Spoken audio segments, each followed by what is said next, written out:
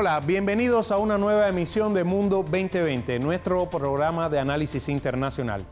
Cuando apenas restan días para que concluya el actual año 2022, economistas y analistas financieros de todo el planeta coinciden en que una serie de hechos y fenómenos siguen provocando la ralentización del crecimiento económico a escala mundial. Los pronósticos más optimistas estiman que el panorama económico retorne a los niveles previos a la pandemia de la COVID-19 apenas para finales del 2024, aunque sin descartar que las presiones adicionales podrían hacer que este escenario se extienda en el tiempo. Presiones adicionales, sí, el impacto de disturbios sociales y conflictos regionales, la elevación de los precios de la energía, las sanciones unilaterales que obstaculizan el mercado de alimentos básicos, de fertilizantes, de medicamentos. Solo el conflicto en Ucrania, por citarles un ejemplo, parece abocar a una preocupante fragmentación de la economía mundial en bloques geopolíticos con diferentes normas tecnológicas, sistemas de pagos transfronterizos y monedas de reserva. De un lado, los intereses hegemónicos de Occidente, del otro, el avance de economías emergentes como China, Rusia, India y un grupo cada vez más creciente de países que se acercan al entorno de estas naciones emergentes. En fin, una serie de riesgos que atentan contra las perspectivas de crecimiento socioeconómico a escala global. Sobre el desenvolvimiento de la economía mundial durante el año que concluye, la magnitud real de la crisis global, la creciente inflación, la agudización de la deuda externa y, sobre todo, ¿qué nos deparará el ya casi inminente 2023? Estaremos hablando en nuestra emisión con Gladys Hernández Pedraza, especialista del Centro de Investigaciones de la Economía Mundial. Acompáñenos.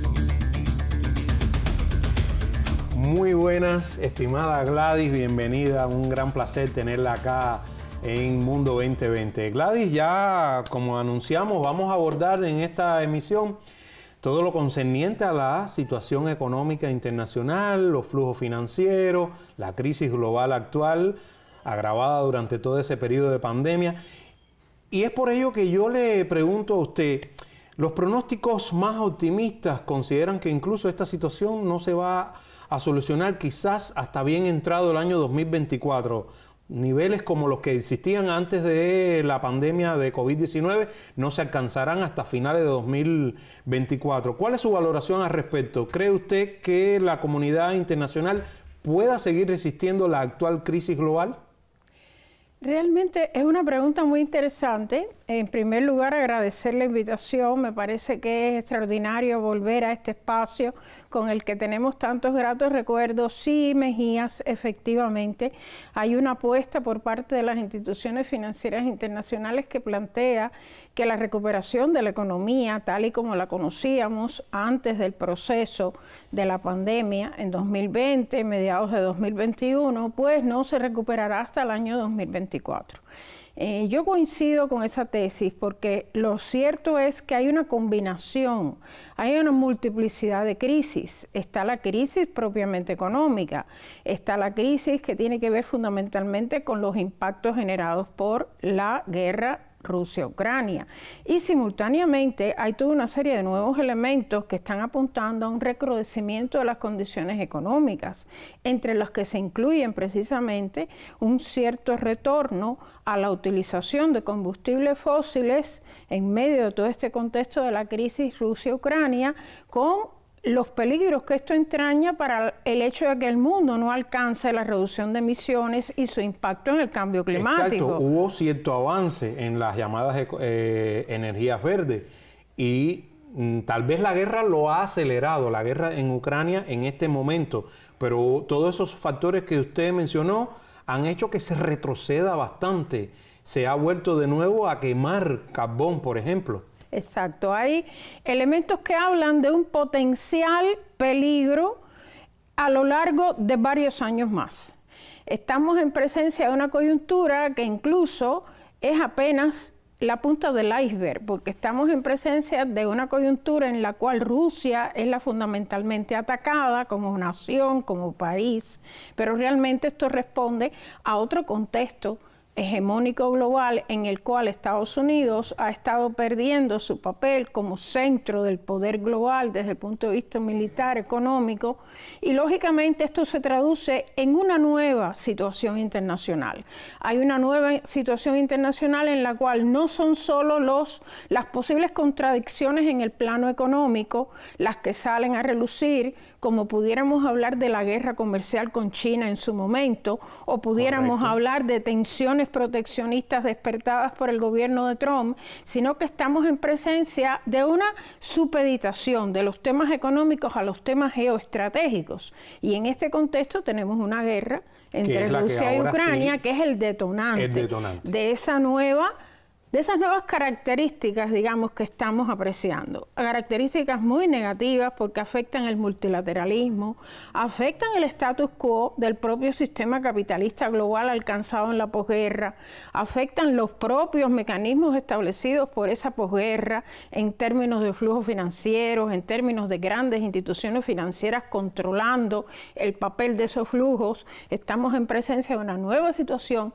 que se esconde fundamentalmente detrás de esa posición hegemónica que desea mantener Estados Unidos en el mundo.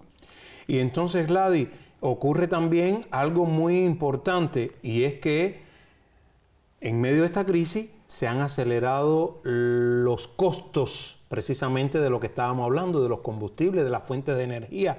En días recientes el consorcio ruso Gazprom confirmó que había registrado varios récords de transmisión diaria, y durante varias jornadas, varios récords de transmisión diaria de gas natural ruso hacia China. Y todo lo contrario ocurre con el suministro de gas hacia Europa, un poco influenciado también por las sanciones unilaterales que le han sido impuestas a Rusia por parte de Occidente, abocada sobre todo por Estados Unidos. O sea, Estados Unidos le está demandando eso a todo ese conjunto de asociados que tiene en Europa Occidental, y parece ser que esa situación va a seguir agravándose. Gladys, ¿cree usted que puede ponérsele freno a este creciente crecimiento de los precios de la energía, de los precios del gas específicamente, pero también de otros portadores energéticos? ¿Hasta dónde podrá Europa seguir soportando esa retórica de aplicación de sanciones unilaterales contra Rusia, un poco que guiadas por Estados Unidos, pero que a quien más le está afectando son precisamente a los países europeos? Al menos es lo que se está viendo.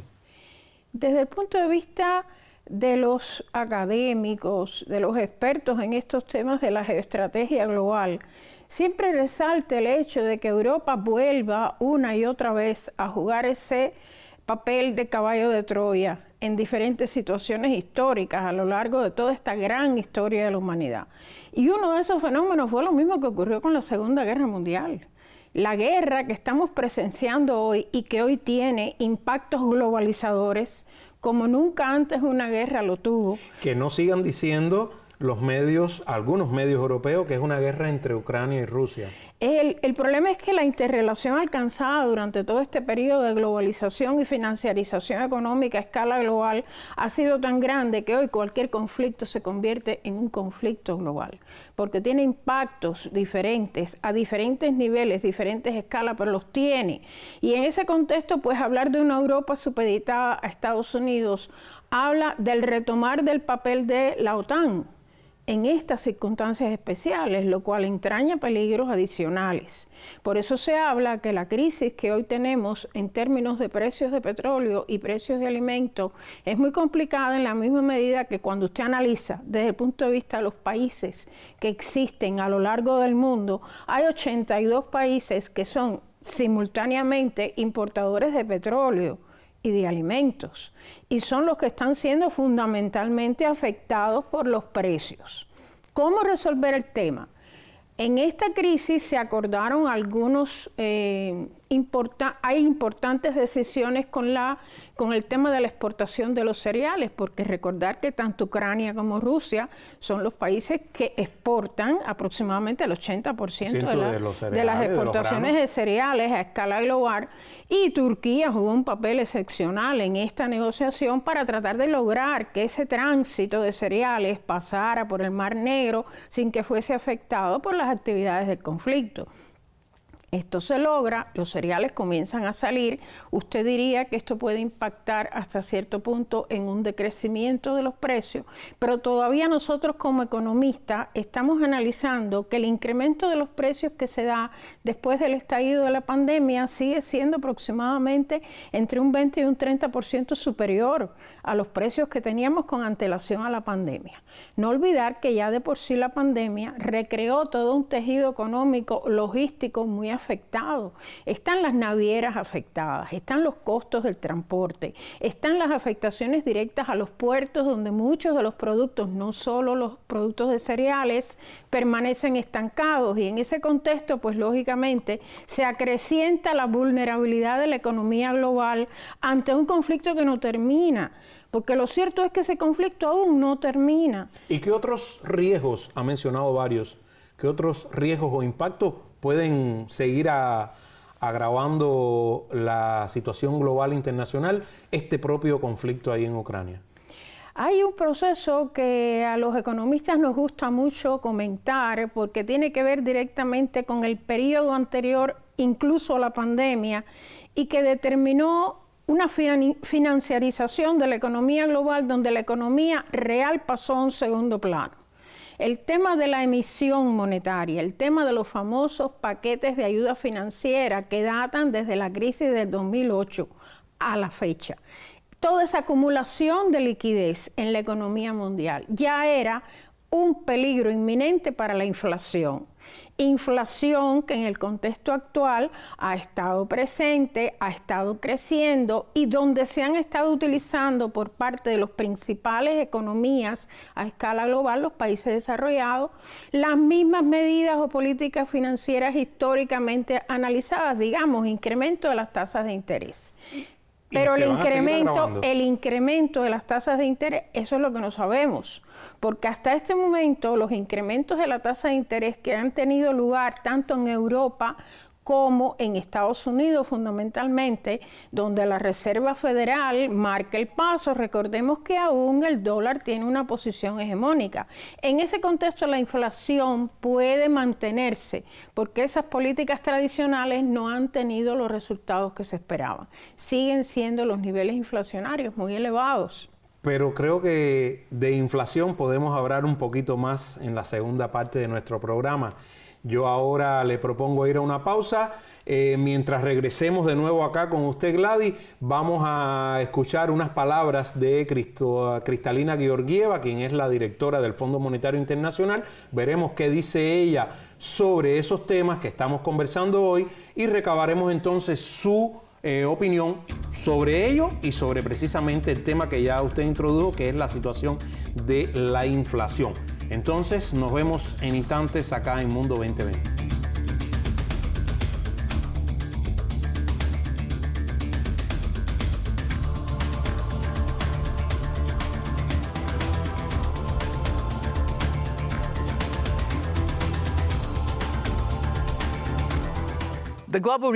La recuperación mundial ya estaba perdiendo impulso antes de la guerra en Ucrania, en parte debido a las perturbaciones relacionadas con Omicron. En enero recortamos nuestra previsión de crecimiento mundial al 4,4% para 2022.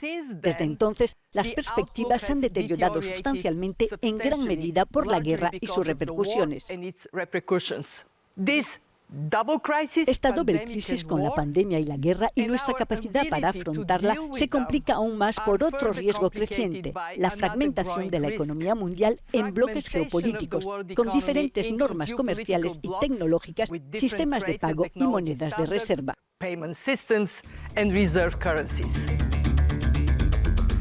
Y estamos de regreso acá en Mundo 2020 con nuestra invitada Gladys.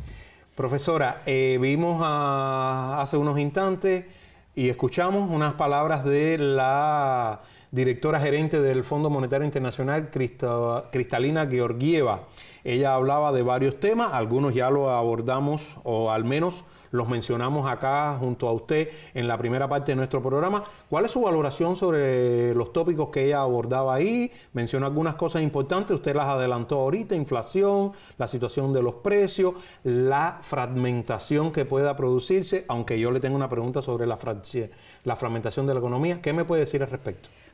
Lo más importante entre los elementos que ella destacaba es precisamente esa casi que realización que tienen estas instituciones acerca de la imposibilidad de que se produzca una recuperación a escala mundial, recuperación que se había iniciado en el año 2021, a pesar de que no había sido una recuperación homogénea para todas las partes de nuestro planeta, pero que digamos donde las campañas de vacunación, específicamente más del 80% de la población, los países desarrollados precisamente, había sido vacunada 1, 2, 3 veces, y esto pues creaba una cierta expectativa de recuperación a escala global.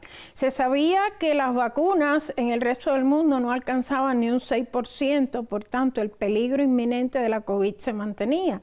Pero bueno, sabemos que estas instituciones tienen una serie de elementos muy optimistas en relación a la economía mundial, porque es como si la economía mundial solo dependiera de lo que ocurre en el mundo desarrollado. Exacto, y de ello, lógicamente, lo que está a sus ojos directamente. Y lógicamente el hecho de que se haya generado en 2021 el conflicto entre Rusia y Ucrania ya introduce una variable con la cual no se contaba.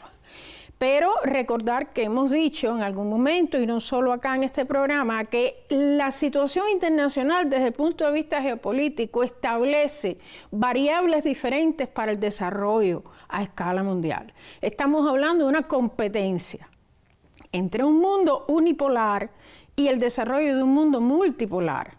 El hecho de que emergen países con determinadas condiciones económicas, países que establecen alianzas, por eso es que ella habla de la fragmentación, están previendo dentro del mismo sistema capitalista global un proceso en el cual se separen intereses. Intereses en primer lugar encabezados por Estados Unidos, Europa, quizás Japón y otros países emergentes que detentan en primer lugar aspiraciones acerca de una participación más creciente, más equilibrada en la gobernanza mundial. Economías emergentes que realmente han ido asumiendo un papel importante porque han incluso acercado a sí mismos a un grupo de países que hasta ahora habían sido más bien, vamos a llamarlo un poco de manera muy respetuosa, socios de Occidente. Sí, pero esto es muy relativo y desde el punto de vista geoestratégico es hasta peligroso.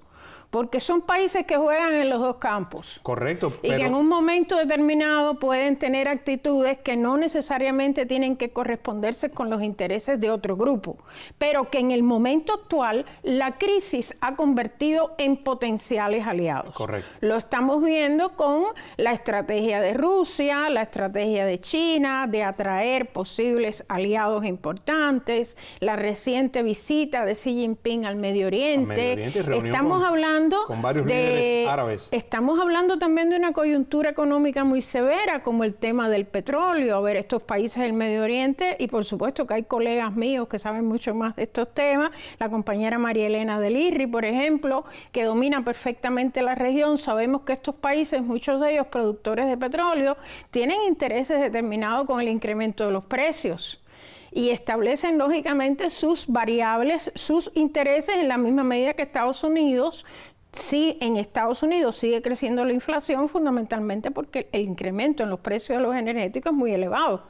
Aquí una variable. La otra variable es qué pasa con Europa. Ella habla de una crisis potencial. Crisis potencial en la misma medida que muchos de los países europeos están renunciando a sus intereses para tener una economía más estable, porque el hecho de que usted renuncie a sus fuentes de combustibles tradicionales que le llegan por tierra de forma ya pactada, acordada a lo largo de los años, para buscar nuevos suministros en otros contextos donde incluso el gas que se pudiera importar de Estados Unidos es 40% más caro, o buscar nuevos suministradores en otros países que van a necesitar de un tiempo X para poder suministrar, que tienen que generar la infraestructura para poder exportar a Europa. Eso hace que Europa se ponga a ella misma un freno desde el mismo momento que va a necesitar más de 2 años para realmente reponer toda esa estrategia energética con la que contaba. Y lo hablábamos. Algunos especialistas consideran que incluso puede ser no 2, sino 5 y más años. Lo hablábamos. En ese contexto, algunos países europeos están regresando al consumo de carbón. Otros están contratando fuentes diferentes de combustible, y aquí se aprecia, por supuesto, el retroceso que tú comentabas con relación a las energías renovables. En ese sentido, decir una cosa: a pesar de que tanto Europa como Estados Unidos han adoptado medidas, políticas monetarias financieras que inciden directamente en la no recuperación, porque si usted incrementa las tasas de interés, usted realmente lo que hace es encarecer todas las deudas a escala global que están expresadas en dólares. Todo eso impacta directamente en la situación ya vulnerable de muchos de los países subdesarrollados que dependen de esas deudas con Estados Unidos. Adicionalmente, usted genera un cierto impacto agresivo en la economía, porque si usted incrementa las tasas de interés, no se presta. Y si no se presta, no se estimula el desarrollo económico propiamente de los países. Y estamos hablando de que la directora gerente está diciendo que hay un peligro real para la recuperación. Está claro, cuando usted incrementa las tasas de interés, la mayor parte de las personas quieren ahorrar. Y va a ser muy difícil que las empresas inviertan directamente en ese desarrollo económico que se está pretendiendo. Y adicionalmente, no olvidar que en un contexto como este, el tema de las finanzas internacionales, las fluctuaciones, la vulnerabilidad de los mercados financieros, sigue apostando por las ganancias a menor plazo. O sea que es preferible invertir en los mercados financieros y no en la economía real. Y de nuevo, yo estaría de acuerdo con esa opinión de ella, que plantea que la recuperación puede incluso demorarse. Demorarse en el tiempo. Otro elemento, y con esto termino, es el tema de que, fíjate cuántas cosas hemos comentado, cuántos elementos hemos abordado desde el punto de vista global, y no hemos para nada hablado del tema China. ¿En qué medida China realmente influye en esta crisis? Porque si uno revisa las fuentes internacionales, el tema fundamental de la crisis es que China ha dejado de tener el desempeño económico que había tenido hasta hace pocos años, producto de la pandemia, producto de los famosos cierres. Pero fíjate que este elemento es el que se esgrime como el más importante cuando realmente la acumulación de crisis múltiples que tenemos están ya funcionando desde el 2008, cuando todavía China tenía tasas de crecimiento respetables. ¿Qué pasa? Que no se puede obviar, China, segunda economía mundial, tiene un papel estratégico en la posible recuperación actual de la economía, porque permitiría, lógicamente, un flujo mayor de comercio. Pero es que los chinos tienen una situación delicada con la COVID. Antes, porque eran los culpables que no se sabe realmente si fueron los que causaron o no causaron la pandemia. Esto realmente también fue una satanización de China en un contexto determinado. Y ahora más recientemente porque no producen una apertura económica importante para que se recupere el mundo. Bueno, pero es que China no es el único mercado. ¿Y por qué Europa no se abre? ¿Y por qué Europa no sale del conflicto militar? Exacto, porque ahí... ¿Y por qué Estados Unidos no reduce su inflación con políticas aceptadas? Un detalle, y con esto terminaría este tema. En el caso de Japón, Japón ha apostado por no subir sus tasas de interés y ha desarrollado políticas de atención a sus empresas, emitir crédito, incluso subsidio para aquellas empresas que tienen situaciones más graves, porque está apostando por un proceso, digamos, más leve, menos agresivo y tratando de recuperar su economía. Esto pudiera ser un ejemplo interesante en el contexto internacional. Lo mismo hace China, a partir de todas las políticas que está tomando para estimular su crecimiento económico internamente. Bueno, profesora, realmente estamos muy satisfechos con todo lo que nos ha brindado hoy en valoraciones y gracias a sus documentadas respuestas a temas muy interesantes, difíciles a veces de entender para nuestra audiencia, pero que no dejan de ser muy interesantes y sobre todo que van a seguir estando muy latentes en el año 2023. Así que sobre el panorama que vamos a tener en el próximo año, en algún otro momento la estaremos invitando para que acá junto con nosotros en Mundo 2020 compartamos sus criterios y sus valoraciones.